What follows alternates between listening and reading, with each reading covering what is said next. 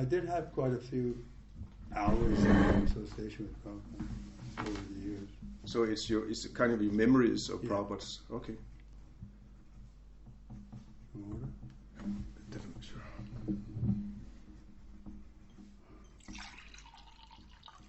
Should I tell you some memories?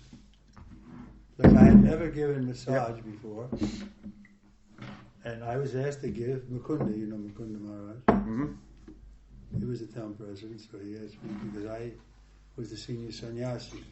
I had been sent there by Prabhupada to help the grihastas because the brahmacharis were coming, but they didn't feel so qualified to train them up because they were householders.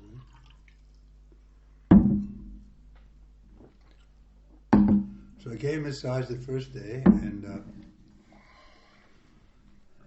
afterwards, I tried my best. And Prabhupada told me what to do this, use sandalwood oil on his head, mustard seed oil on his body, and like that. So after I finished, I said, Srila Prabhupada, I'm going to go to the library today. We were outside of London, John was just there, and get a book on how to give massage because I never gave massage before. Prabhupada said, not necessary. You read Bhagavad Gita, Krishna will tell you how to give massage. That was the general mood.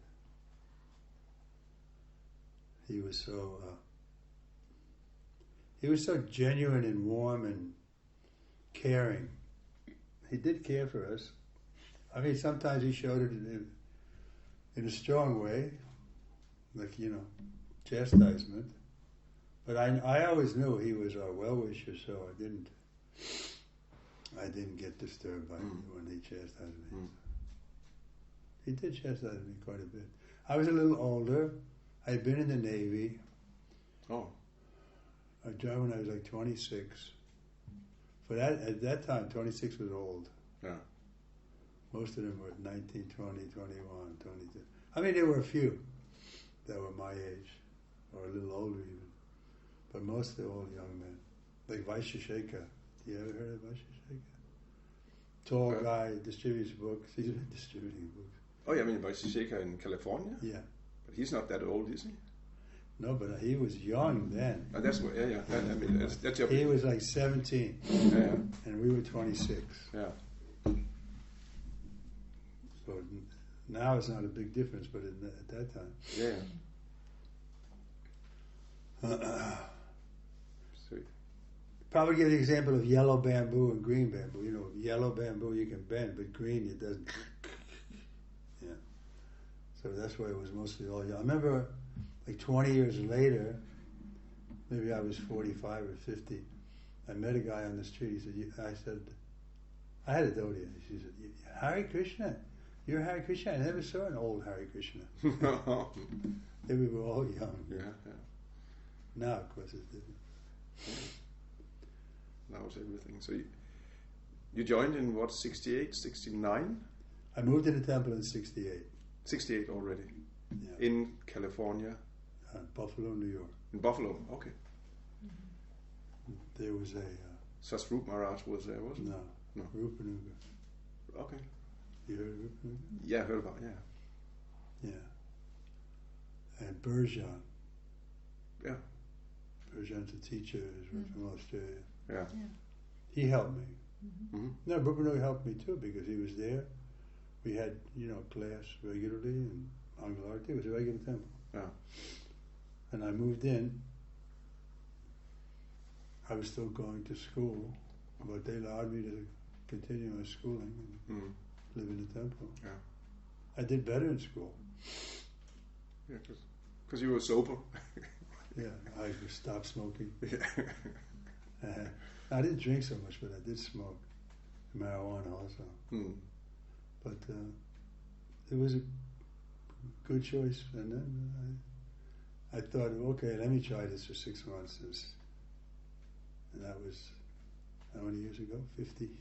Yeah, you're still trying. Yeah. It's working. It makes you happy, right? Yeah. So you're going to write something for the... Yeah, we're recording here. Uh-huh. We're already recording. And afterwards, we're going to extract some article out of from our talk here. Uh-huh. If it's okay like that. Oh, sure. Yeah. You can do whatever. Yeah. So you became sannyasi quite early, isn't it? Yeah. It was an on-running thing. Like I was giving massage to Prabhupada for 3 months. That was a big, in London, big, you could say, opportunity for me to know Prabhupada and Prabhupada to know me. And I was asking him whether I should get married or not. I wasn't, I had been with women. I was in the Navy, and I wasn't sure. But then in London, I saw that the women, there were three wives, right? But I didn't really feel that they helped their husbands so much to make spiritual advancement, from my perspective. They were good, Yamuna, but she did. With Gurudas, that was her husband. They wasn't there. Anyway, that was my perception. So I was asking Prabhupada, and Prabhupada's answer was always non-committal. He said, you can be Krishna conscious in any position.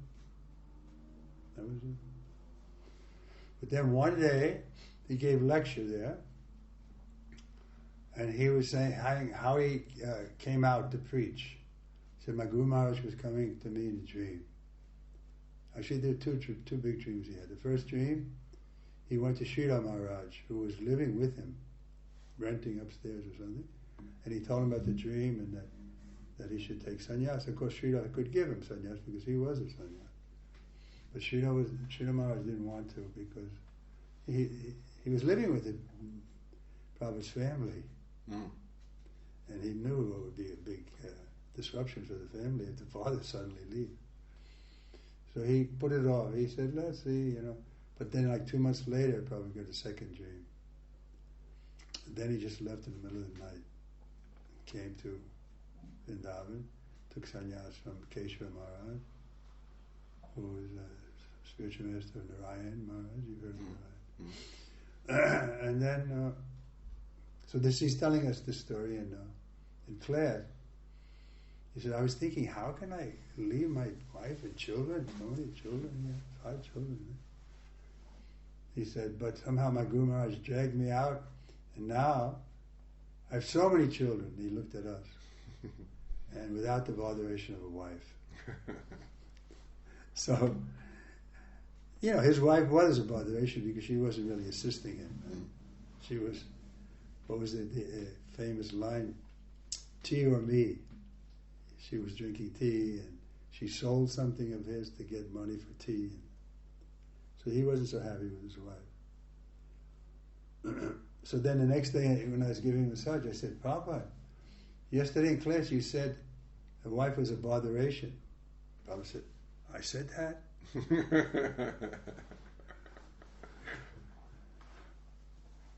So then that was October 69. Then in 71, he asked me to take sannyas. Okay. July 71. So it's true, I was a very new devotee. But another thing happened before that. I was in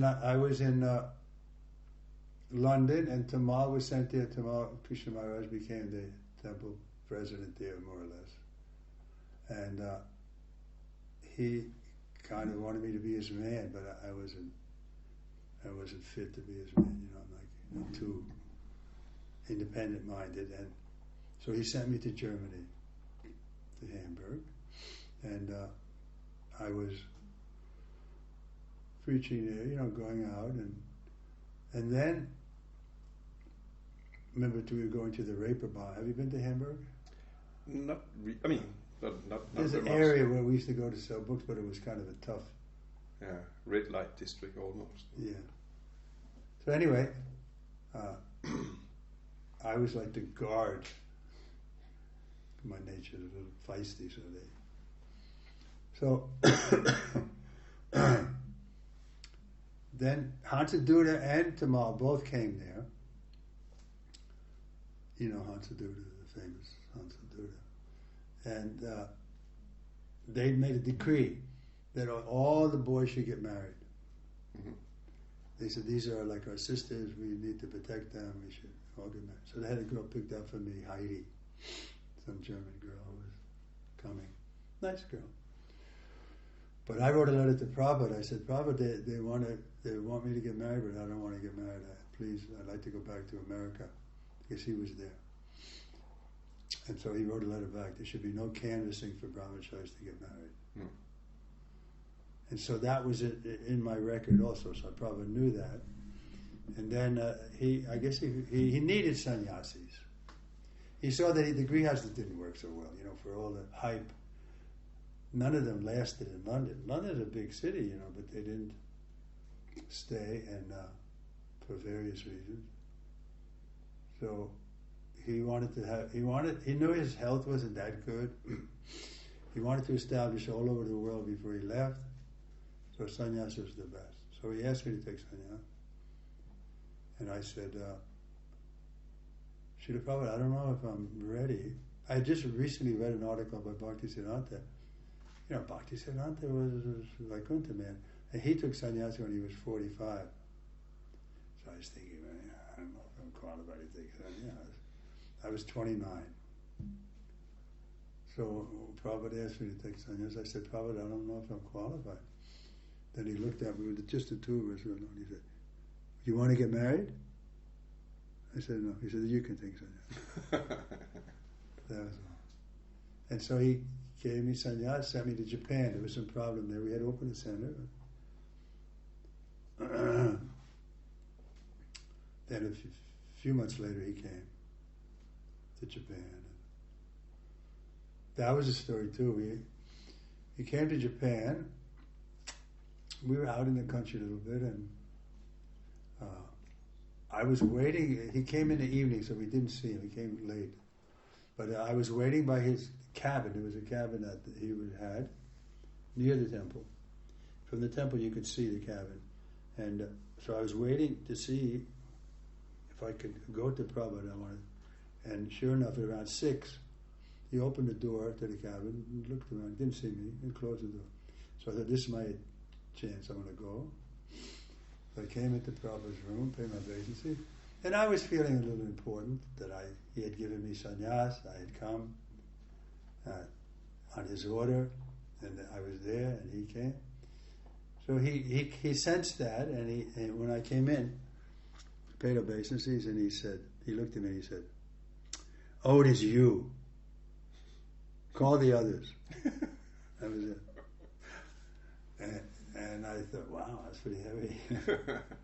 But of course, when I became introspective, I realized that it wasn't like, I wasn't doing it Prabhupada a favor. That was my kind of mood, He gave me assignment. He hadn't paid me anything. I had to collect the money to come.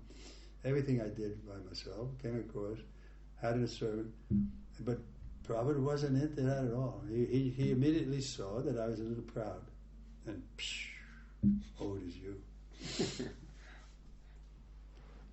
So like that, he chastised me quite a bit, but I needed it. I was kind of pushing the envelope. This is an expression that the Marines have. Marine Corps, U.S. Marine Corps, that. They like leaders who are a little pushy, who are pushing the limit. Mm. So that was my mood. I was pushing. These people say they're perfect and they have perfect philosophy and Prabhupada's a perfect person. But after about a year and a half, I was convinced Prabhupada was worshipable. I tested him. I was, a puffed up American, and I had a little education, and I knew I could always find a girl and get settled down and become a regular American householder. Mm-hmm. But he passed all the tests. Another test, I'll tell you. He came to London after he had sent me there. So this is September 1969. He came there. And we were at John Lennon's estate, Tiddenhurst Court. So this is before Japan. So then we had the first big open program in London. A lot of Hindus came. And maybe 300 people were there. mostly Hindus. And one guy, as Prabhupada was giving a lecture, one guy was causing disturbance. He was standing up. What about Lord Shiva? Like screaming out, and Prabhupada wanted to keep control of the crowd. They were listening, the rest of them, mostly they were listening, but this guy was disturbing. So Prabhupada said to him, "Sit down, you are nonsense." So we were surprised, Prabhupada, because Prabhupada was so humble, but there he was in public telling a guy to sit down, that he's a nonsense. So, I liked it. That's my mood a little bit. So, the next day I was giving massage, and it was a series of lectures, so he's going to speak again that night. So as I was massaging, I was thinking like that I'm getting him in shape for another knockout performance. Like in my mind, I was thinking, you and me probably we could take over the world. And I was massaging and talking. I learned later from Shruti Kirti and Hari that you're not supposed to talk when you're giving massage because Prabhupada is resting. But I was just talking, and suddenly Prabhupada said, "No!" Like my hand just froze on his body. Then with another voice, like a child, from way in his heart, he said, "I am just a humble servant." And I felt so embarrassed. And then I thought, I shouldn't be allowed to be in the same room with this person. He's such an aristocrat, and I'm such an ordinary person. What to speak of touching his body? So it made me a little humble. I remember there was a throw rug there, and I thought I should go under the rug. So he was teaching by example. He was really humble, and he was trying to help me to become humble. And that was how he taught us, mostly by example. Books are there and everything, but for me, I needed that kind of personal touch in order to keep the faith and continue with the process, which I was able to do by Prabhupada's mercy. And it wasn't artificial humility, because he was thinking of his spiritual master and Krishna. So that was his prime relationship, and in that relationship he was a humble servant. He wasn't saying, "I'm a humble servant," just falsely. He said, "No, I feel like a child, way in his heart." The voice came, "I am just a humble servant." So like that and other things made me realize that Prabhupada was the genuine spiritual master. He wasn't proud at all. He was doing it on the order of his spiritual master, and sometimes he had to be strong, hard as a thunderbolt, and sometimes soft as a rose. That was his way of preaching. So I like that massage work. I was thinking how I could continue, because he was due to leave to go back to Boston in USA, and he stayed 3 months though. But I knew the date was coming when he was leaving in December. He came September and he left in December. So I had been asking if I could go with him when he left to continue that service. And he was non-committal. He said, "Let us see what Krishna wants." So then, maybe a week before he was due to leave, his servant came to me and said, "Stop bothering Prabhupada about going to America, because another devotee, Upendra, has already been given the permission to come and do that service." So, it registered in my head. Then later, that same day, I was in the car with Srila Prabhupada. I was driving him. I was a driver in Mysore, chauffeur at Mysore. And just Prabhupada and I said, "Srila Prabhupada, Purushottam," that was his servant. Purushottam said that Upendra is going to be giving you a massage when you go back to America. And when I said that, there were just two of us in the car. I spoke very clearly. And Prabhupada's response was,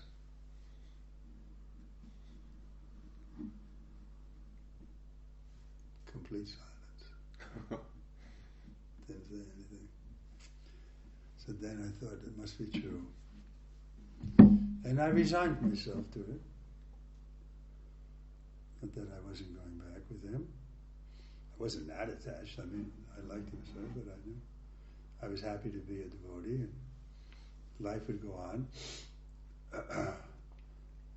But then, after a few moments, I resigned. I accepted it, but the silence was still there. So I thought, how to break the silence? I thought it was a little awkward that I had spoken so clearly and he hadn't responded at all. So I wanted to break that silence, and so I said to him, in a mood that I had resigned to not going, I said, Srila Prabhupada, I never met Upenja. Is he a nice boy? Just to change the subject and let him know that I would. Then he was in the car, and he turned to me and he said, not as nice as you. But right in my heart, I thought, oh, Prabhupada loves me. And it's true, he did love us. He did. He loved everyone. But those who did a little something, a little surrender, he would fan the spark. So that's how he fanned. Not as nice as you. And it did. It did to go into my heart. It's the way he said like that. He loved everybody, but if somebody surrendered, then he showed it more. So then, he asked me to take sannyas, and he sent me to Japan. There was problems there, so I did that. Then I told you what happened when he came. He chastised me again. But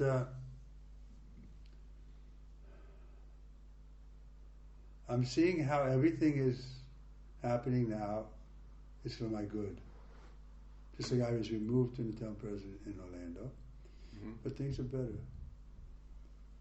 I had to be there 10 months a year to manage properly, and I like to travel. And now I'm traveling, it's much better for myself personally. And they got what they wanted. And you're traveling all over the world, or in particular places? I just came to India for the first time in a long time.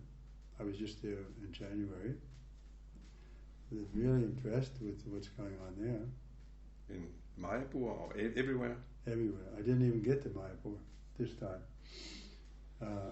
We ended up from Bombay. There's like 4 temples, so you have to go one night at every temple, right? And then, what's the city just south of Bombay? Pune. That was also impressive. I think they have 3 temples there. Each one is fired up. Then Bangalore, 3 or 4 temples there. Also, very nice. Only thing was the cultural shock for me was the way they drove. Oh. Nobody keeps a lane. As far as the crosswalks, forget about it. They don't stop. It's like might makes right. And the buses do the same thing. Might makes right. If it's a bus, you better get out of the way because he wants to come. He's got a bigger vehicle than you. And the same with pedestrians. The car is bigger, so the pedestrians have to keep out of the way. Anyway, but from the spiritual point of view, I was very impressed. Everything that we went to, I went to Bhakti Charu's place. What city is that? Ujjain. Very nice. Devotees there. Hyderabad, there's 3 or 4 temples. One temple I went to in Hyderabad was all IT people. Really smart people. And they organized so nicely, and they came. So I see what that was Prabhupada's kind of mood, that he preached in the West, but his real heart was in India. And so he was taking money at the end. The last 2 years he was taking money and men from Australia, America, England, or Europe, and to get something going in India, especially Mayapur, Vrindavan, and Bombay. And he did, and now they've expanded so much. I think that's where I heard like 3 or 4 years ago the 3 best places to preach: India, Bangladesh, and Ukraine. Ukraine. Yeah. And I was preaching a lot in Ukraine. Should I curse Putin? Yeah, I mean, She says no. No, it's true. Generally, Vaishnavas don't curse. We have one, maybe it's not proper to say it to a sannyasi, but we had one brahmachari who kind of got married to one like very nice lady from Ukraine, young lady. So it seems like something good came out of it. And of course we also had the benefit of many devotees here. But no. Generally, Vaishnavas don't curse. They've already cursed. But it's kind of horrible that it's just continuing. It's just like... And they don't think it's going to stop. They don't see nobody is saying it's going to be finished and this is the way it's going to end. One report I got was it's going to be like North Korea and South Korea. After 50 years, 75 years or whatever, they're just 2 countries, they have big barriers, they hate each other. it's just frozen, but it doesn't. Yeah, and it's the same people. I mean, for me, Russians, Ukrainians seem to be the same people. They are. It's just one mad person, that's all. But anyway, Krishna is behind these things somehow or another. Yeah, that's how we have to see. Okay, so then,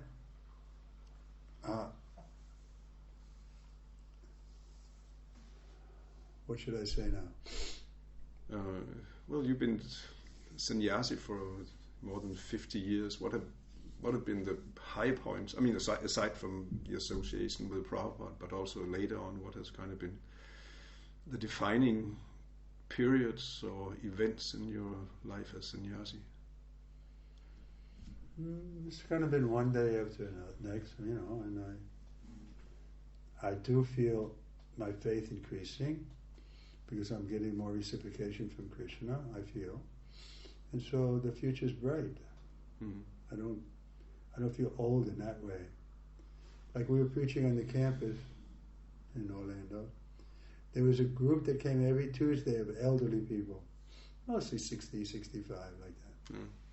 I got friendly with one man. We had a table and he was sitting.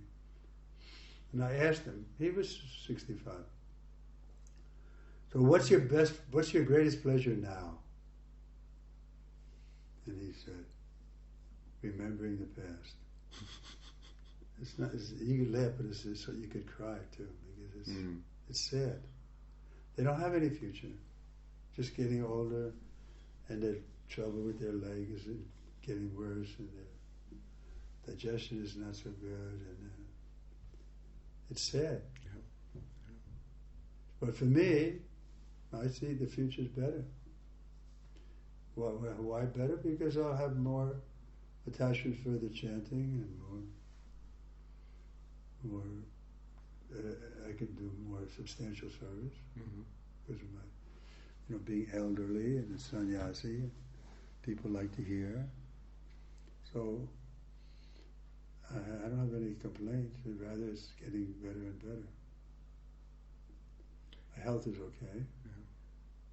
I mean, I have some. My hearing's a little bad. My legs are not so good. I can't run around like I used to, especially running upstairs or something. I can't do that anymore. No jumping in kirtans anymore. I can do jumping, but not so much.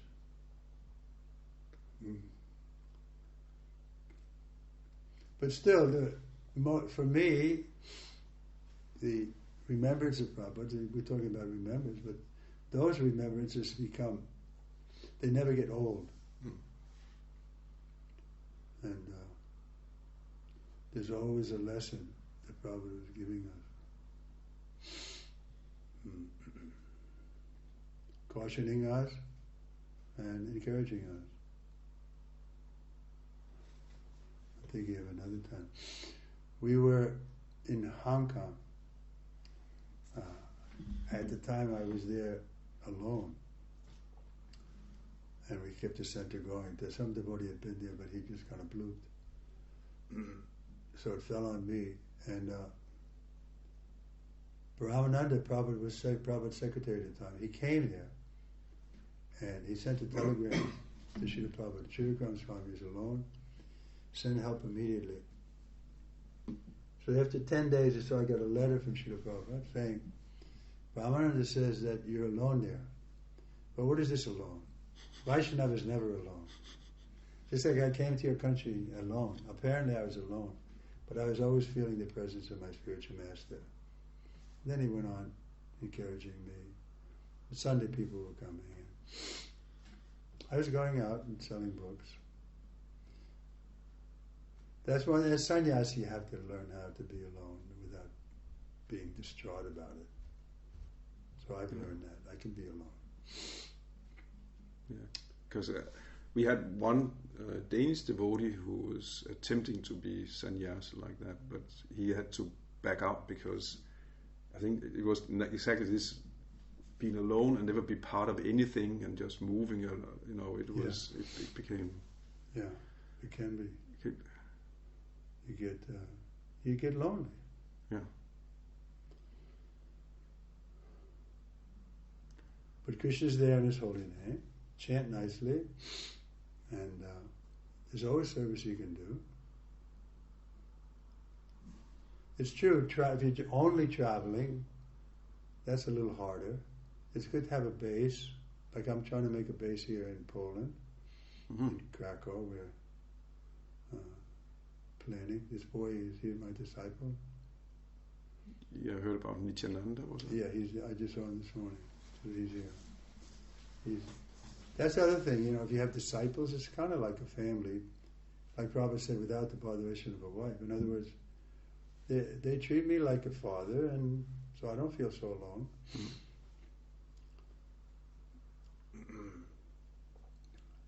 That was one of the reasons Jayadvaita Maharaj didn't have disciples. He only met a few. Yeah. Because he said, I'm not into this family. It's kind of like a family thing a little bit. Your disciples treat you like father. But I can tolerate. The women don't hit on me. They used to. Okay. When I was 35, 40, I was a sannyas, but I didn't.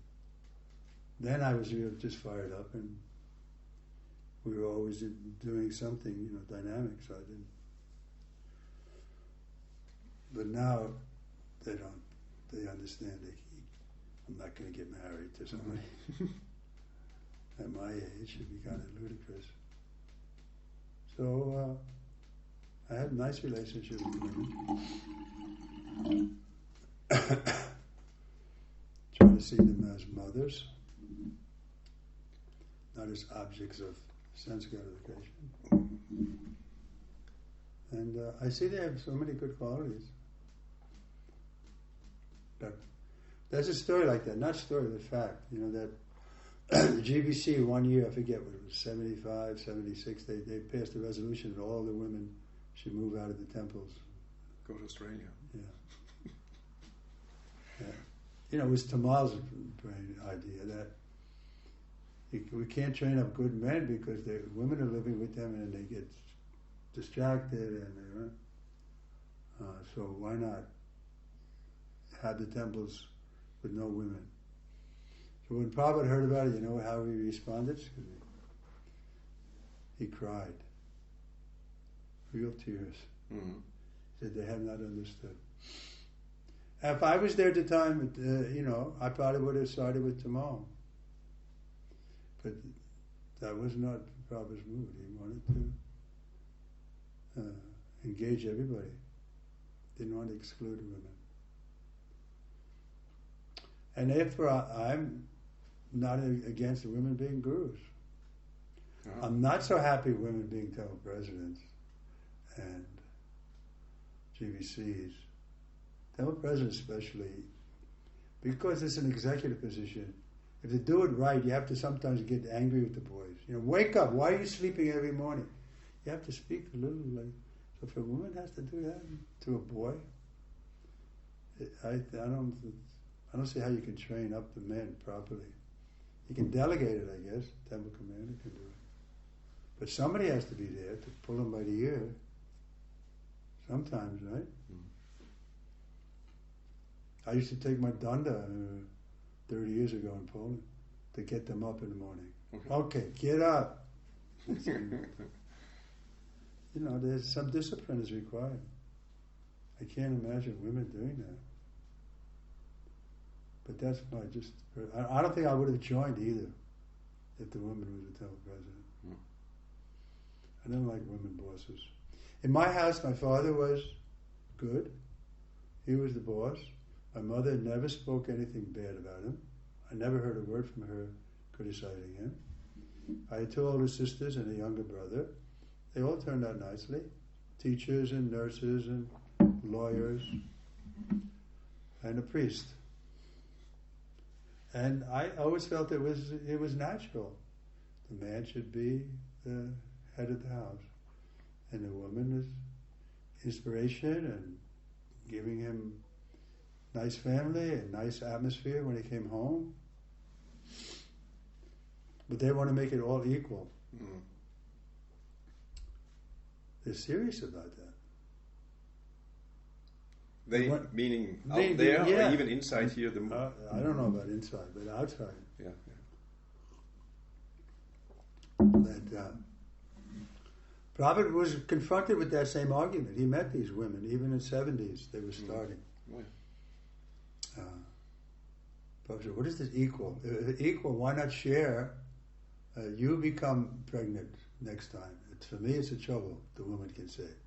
I have to carry the baby. I have to go through childbirth pain. It's not fair. Let's make it equal. Next time you take care of it. You take. But it's not, It's nature's arrangement. There's a difference. They want to eliminate all difference. Now, it's not. It comes into ISKCON, but it's not prominent. And the other side is there also. I think a woman can be guru because it's a advisory position. I know what it's like to have disciples. They don't have to do what you tell them. If they don't want to do it, they can just get around it. What can I do? But the temple president has to have authority to call the police and get them out if they're not going to cooperate. So it's a different move. One is advisory, one is executive.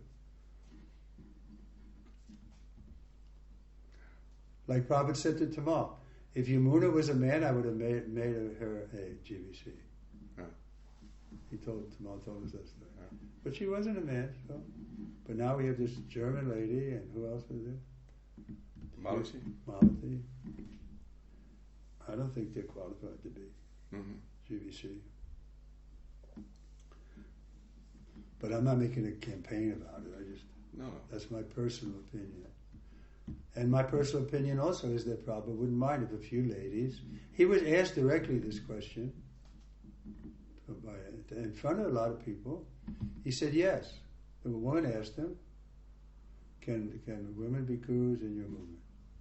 And Prabhupada said yes, but not many. Yeah, exactly. And then later on in that conversation, this woman was a professor. Prabhupada said, just like a woman can become a professor if she knows the science. So that's what Lord Chaitanya says. One knows the science of Krishna, they can become guru. They can become gurus. So if a woman knows the science, and like I had a girl just recently, 10 days ago, in Ukraine. She was saying, why there's no women gurus in your movement? I'd like to get initiated, but I'd be happier with a woman. She seems sincere, younger girl, maybe 25, 30. So what can I respond to that? I'd be more comfortable. Maybe women have problems they don't feel comfortable talking to a man about. If they're lusty or something, and how to deal with it. So if there's some women who are gurus, I think it could be an asset to our movement. But the conservative side is there. Especially in India, they don't want. So let's see how it plays out. The GBC put it off for 3 years. So in 3 years again, it'll come on the front. I don't want to see schism. Prabhupada worked so hard. Yeah. to keep the society intact. What would you think if Prabhupada came back now here, and of course he is here, but if he came back and looked at ISKCON as today, what would his comments be? I would think he would be satisfied for the most part. So much larger, of course. Mm-hmm. So much larger, so, Yeah, for one thing. Like I say, I was really impressed in what's happening in India. But the India, that's where the trouble is coming too. I mean, the women seem to be marginalized there. They say it's the culture, with the women. You never see them. Or at least I never saw in the temples I visited, the women were in the front dancing or something. Mm. But in Prabhupada's time, they were. I mean, they were on the right side or left side, but they were allowed to dance and jump. And I think they bring an energy into the kirtan, personally, that it's an asset. But they'll say, well, Lord Chaitanya, that you never see a picture of him having kirtan with women. How do you feel? It's kind of a, what you call it, the protection paradigm or paradox or this kind of thing.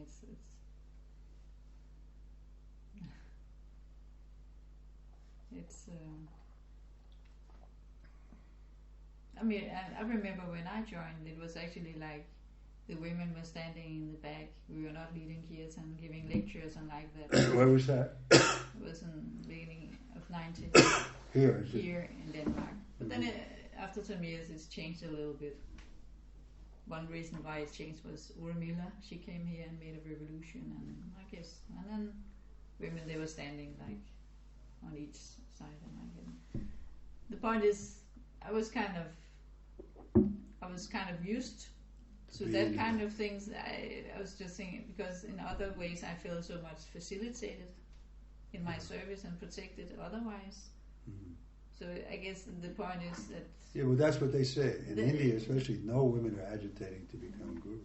No, but I think regarding the guru, it's not that I'm kind of advocating that also, but I think just the principle that women should take shelter of women, I think that's very important, because women taking shelter of men, especially men who are not their husbands, they get frustrated, and it pollutes the whole atmosphere. Yeah. Because, I mean, we know so many sannyasis have fallen down, and of course many grihastas, many leaders have fallen down. We have all this, like, with the issues with the children, and I think that's also kind of connected. No, I mean, in America the preaching hasn't recovered. All the big leaders fell down. I guess Harikesh's fall down was also, it affected Poland, I know. I personally saw it. Everywhere. Yeah.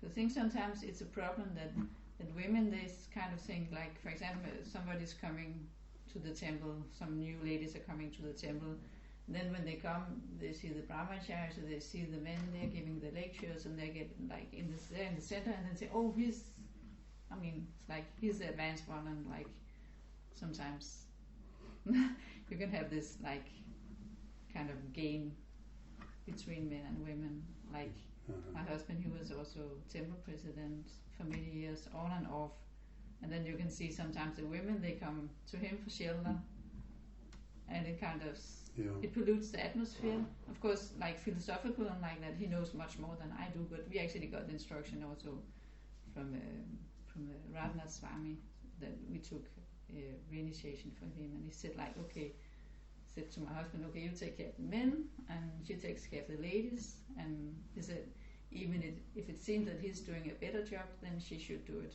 Like, so I think that's kind of the whole culture. It's very important to have that kind of. Does Radhanath come here? He's been here twice, but that's more than 20 years ago. Yeah. And also, I think this to have female Diksha Guru, I think it would be good, because some ladies will feel more secure. They can reveal their mind. Because of course, like if you have a sannyas guru, you will have some.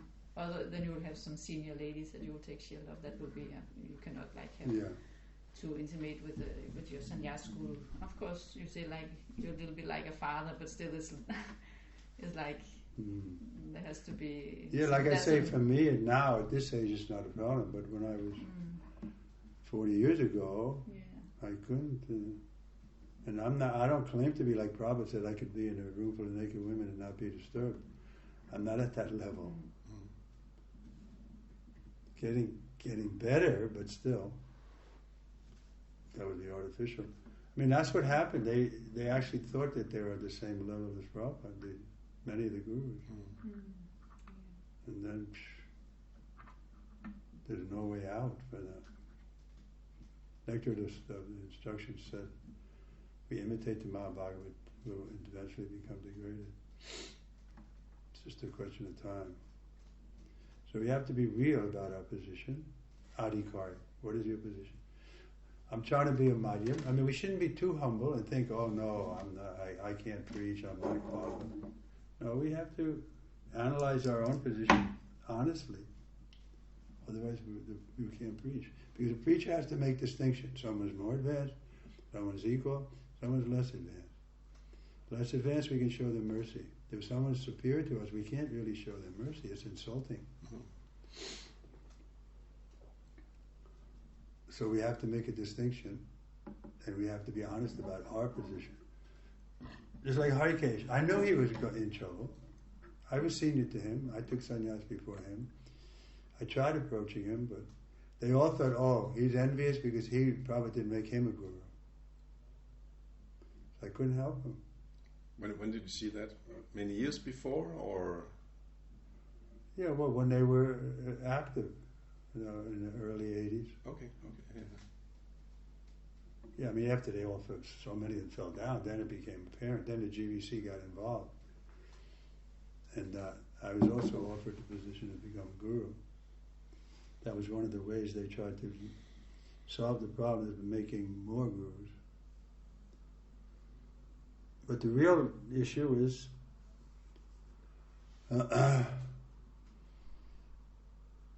to be honest about what is your adhikari. Not thinking, oh, I'm a guru, so I'm at the highest level.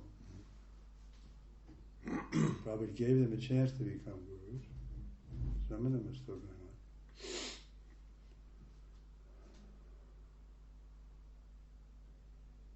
But this girl who approached me recently, she seems sincere. Why shouldn't there be some women gurus? But I don't know if it's going to happen. I heard that Bhakti Vikash recently made a decision not to give women second initiation. No, he doesn't do that. Is that not recently? I think he's done that for quite some time. He has, I see. Yeah. Isn't it? Yeah, I think that's been going on for quite some years. Does he come here? Yes, disciple here? He's been here once or twice, not recently. I think there was some talk that he could come again. I mean, many of us, I like Bhaktivedanta Swami in terms of preaching. Yeah. Another, I could understand it in India, but I don't think in the West. Mm-hmm. Why did they think they know better than Prabhupada how to preach? Prabhupada gave them women second initiation. Initiation. Yeah. To me, it seems like a deviation from Prabhupada not doing it. Of course, I don't know the circumstances in India, but for me, like also with the women guru, I also think Prabhupada he was open for it. It wasn't that he was like advertising it, but he was open for it. He wasn't pushing it, but he was open for it. Yeah. That's how I feel. All right, we'll see how ISKCON goes on. Mm-hmm. I visited Bhakti Vikash's center in Atlanta, Georgia, USA. Oh, he has a place there. Oh, yeah. Very successful. They're fired up boys. They're distributing so many books. I mean, he seems to be inspiring and setting a good example for many are very inspired by him. I have a good relationship with him. Yeah. But I just heard about this Brahman initiative. You sure it's been going on? Yeah. I mean, at least for the last 5 years. I mean, I heard it about 5 years ago, and probably it's been going on for longer. Mm-hmm. I don't like that.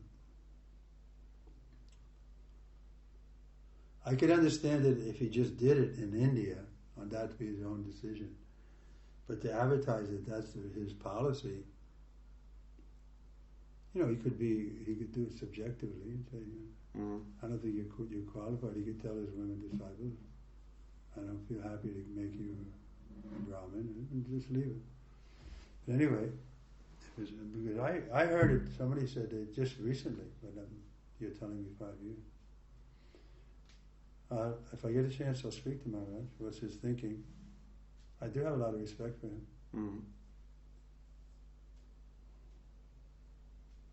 He wrote a very nice foreword to my book. Okay. I sent him a copy. Yeah.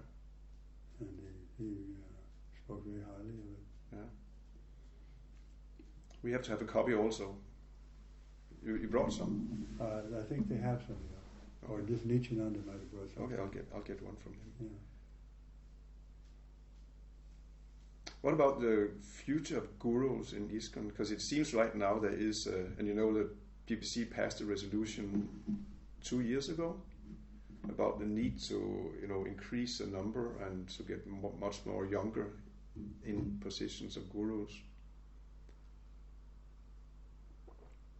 I have no opinion on that. I don't see you have to artificially just make a quota. I mean, the first qualification would be people are asking that they like to become your disciple. Without that, you shouldn't just hang out a shingle, guru here, come and it should be desire. There should be some want, some need. Then they can be considered young or old. I mean, it's true. You make a young guru, and if he falls down, it can be a havoc to the society. Like when Hansaduta fell down, he had like 400 disciples. And that was early on, 82. He made a lot of disciples right away, from the get-go. Charismatic person, kirtans were fired up. But out of those 400, only like a handful stayed. They all left because it was like a cult. It was around his personality. They joined because they were his man and it was his personality. So when he left, they all left. They said, I'm not interested now. Few stayed, not many. Maybe 5%. 95% stopped being there. So the GBC has a duty not to create somebody like that. He may be charismatic, he may be young, but is he going to stay the course? They have to be able to test him to see. Yeah. I mean, some people argue, well, there should be no testing for gurus. Everybody can become guru. But I think the GBC has a duty to keep it, keep the standard. That's what Prabhupada said, the ultimate managing authority. I think they have the right to manage the gurus also. Like they're doing it already. They're telling somebody that you can't initiate anymore. That's happened, right? Or they're telling somebody. Anyway, that's the only thing I can remember. There are some people out there who are ordered not to initiate anymore. Oh yeah. Yeah. So you think that's fair? I mean, some people can argue, you can't legislate to the guru. The guru is. No, I don't think. Maybe someone else may be arguing that, but it's we have that. GPC has to approve. There has to be like a no objection process going. Yes, but some people argue this is bogus. I don't think so either.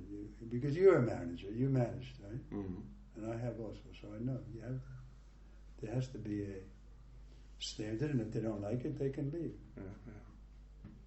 We're not forcing anybody, but we have the situation here in, like at least in Scandinavia, that I say for the last 10, 15 years, initiations have really been very, very few, and we have a great lack of initiated devotees here. And major reason is actually there are no gurus around who initiate. So it's not even been preached that you should take initiation. We preach I mean, it seems like it's not only here. I mean, there are places in the world where simply initiations are not happening. And we have the situation right now. We have for the deity worship, we have anyone who's qualified, even uninitiates, are worshipping on our altar because there are no initiates in here, right? But that's also because those who initiated, they don't want to do it, and they come and go. People, they come and go. Yeah, but it's fact. I mean, we're not having like it used to be that we had, in the 80s, every year 5-10 were getting initiated every year, and 1 year first initiate, next year second initiation. There's a flow. Now it's like you have 1 or 2 every year who get initiated. Maybe Brahman initiates is something like you have 1 or 2 every decade. So how can it's Yeah, it's a problem. And like a preacher like me, I see it also as a mixed blessing. Okay, they need a guru here, but it's like compared to some places, it's dull. I can go and there'll be so many people. The kirtans are so dynamic. Even I was just in Ukraine, but Latvia, Lithuania, and Estonia. Yeah. And it seemed like there's more life than there is here. Oh yeah. That's where I met your temple president in Latvia. Yeah. He's fired up though. Yeah, he's Latvian. Oh, he's Latvian. Yeah. They have a Grihastha community there. Have you been there? No, I haven't been there, but I know about it. Yeah. Really inspiring. These Grihasthas are fired up. Yeah. And then what's his name? Yogesh Chandra. I don't know. He's a temple president there. Yeah. And he's a Grihastha. His kirtan is so good. We did Harinam. It was very inspiring. And then they make devotees that way. Yeah. So there didn't seem to be any shortage of devotees. So, I think we have been, in one sense, too much busy just maintaining the temple and kind of taking care of the brahmacharis and not taking care of the grihasthas here. I think that's one of the issues here. I don't have a solution. Just to be more Krishna conscious. Well, yeah. You got a good temple president. How long has he been here? Temple president for half a year now, and he's been living in Denmark for 4 years or something like that. You're giving him some money to help maintain. Yeah, we have to. I mean, he has his family has a wife and son and like that. Is his wife active? Was she here this morning? No, they're in India right now. Oh. They're in Vrindavan. They just left. I see. Yeah. She is a devotee, though? Yeah, they're very initiated. Yeah, very. How old is the child? 3 years old. To me, he's a very good man. He is. Yeah. No. I was impressed with his kirtan. Yeah. Plays the jump, strong, poise. Yeah. So I think around him, people will come. Yeah. 6 months he's been. Yeah. Give it a few more years, I think he'll. Yeah. And who's his guru? Bhaktivedanta Maharaj. All right. Well, does he come here? Well, now he's coming. He's scheduled in June, I think, but otherwise he hasn't been here. Actually, his sister lives in Denmark. Bhaktivedanta's sister has been living here for a generation like that, and he visited her a few times, but when was that last time? Anyway, he doesn't. Almost 20 years ago. Yeah, he hasn't been here for many years. Of course, I knew him from before. Him and I joined the same time. We were both high case disciples. We met at Vyasa Puja or something like that. But there was a little controversy with him, huh? Bhaktivedanta Swami? Something about teaching yoga and I don't know. Nothing. I haven't heard. There was something. Yeah. I forget exactly the details. He was preaching outside of Moscow, right? Something happened with him. Okay, I don't know. I don't know either, so I shouldn't talk about it. Yeah. We live here in Copenhagen. I mean, we quite, we don't have so much contact with the rest of the world. Something, but we don't travel very much. No, but I'm saying he could be a solution if he came here regularly. His disciple is a qualified leader. Mm. We also had Sankashan Prabhu. Huh?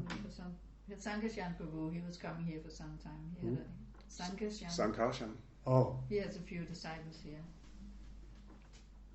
it's a little hard for him to travel, I think.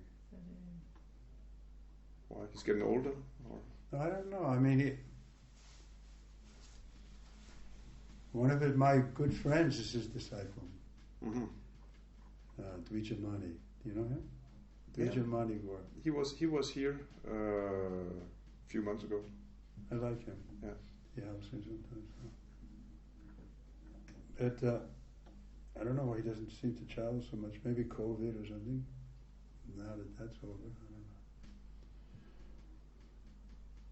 I think we have all been affected by that, by COVID. Yeah. But I wouldn't have any trouble with it because in America they offered anybody over 65 you get free vaccination. Yeah. So I did from the very beginning. Yeah. I got vaccinated. I've had like 4 vaccinations. Yeah. I never had any COVID. No. But some devotees really think it's the devil. Yeah. No, it's we have a lot of devotees like that here also. yeah. It's absurd. I mean, we are also I vaccinated. lost a disciple on that issue. Yeah. Mm. Because he was insulting Indudumya and writing to it on his Facebook. Why are you doing? You're working for the devil, really. Because you're accepting this vaccine. I can't believe you don't see that this is a plot. So then I said, listen, you can't talk like that. He's a sannyasi in good standing. You should write him an apology. Then he turned on me.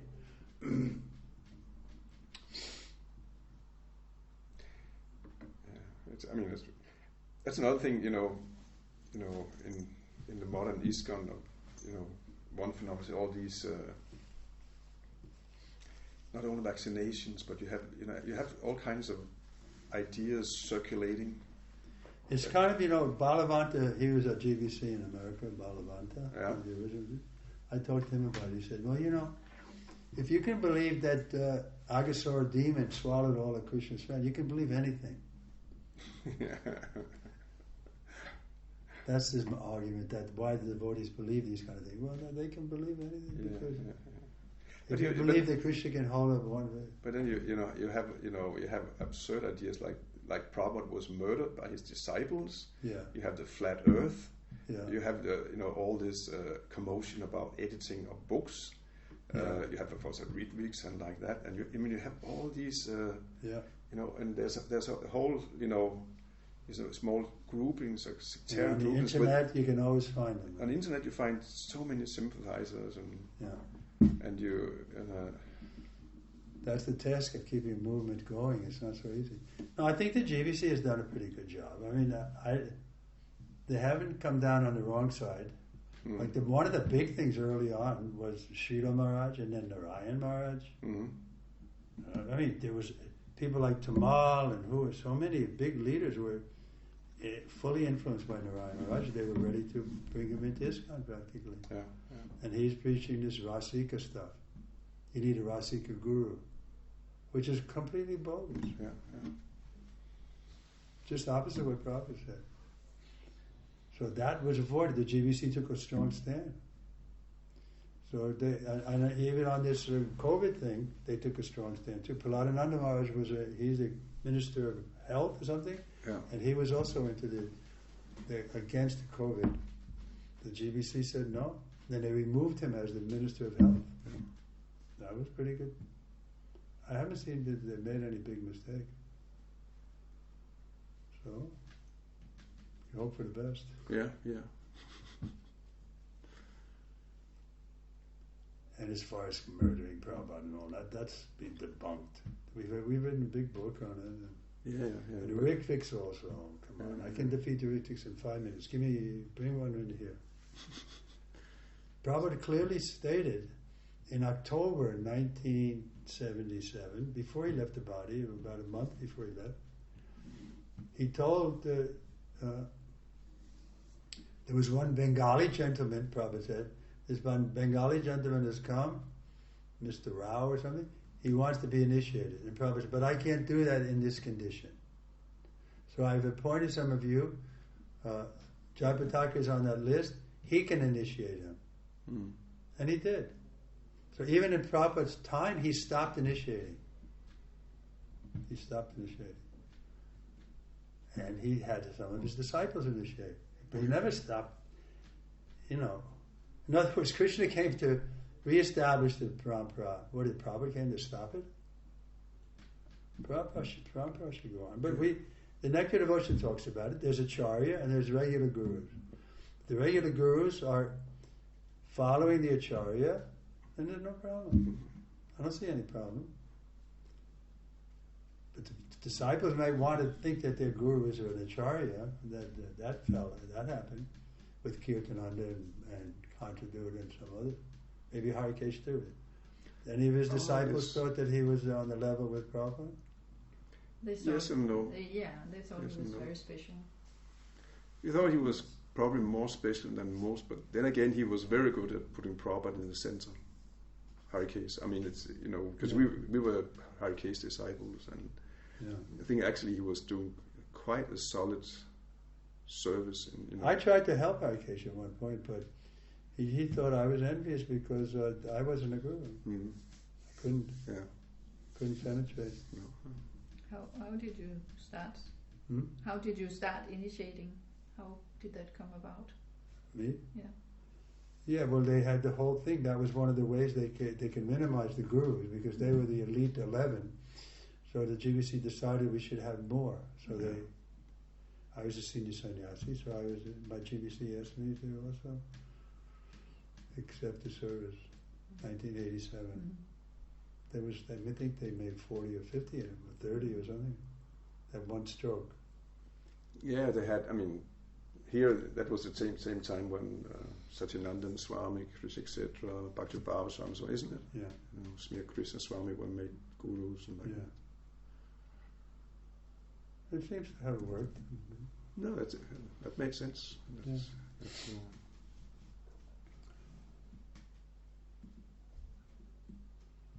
Don't be utopian.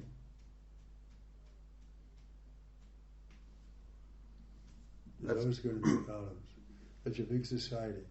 It was going on in Prabhupada's time. Pravananda Swami, he once said that that ISKCON has always been crazy.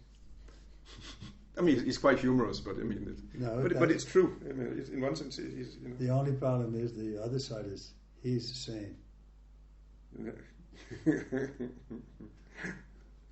He's sane because he can see everybody else is crazy. Yeah. No, but to this point, that there's this problem, that problem, but it has always been going. Even at Prabhupada's time, it was going on. Because we attract crazy people.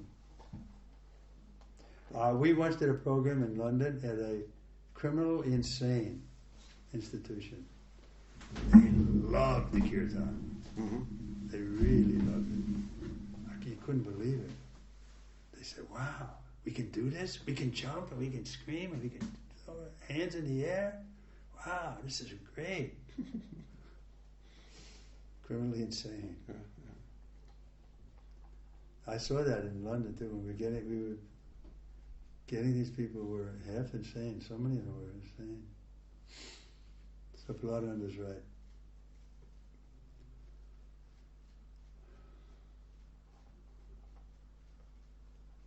Okay, I think I'm spent. Yeah.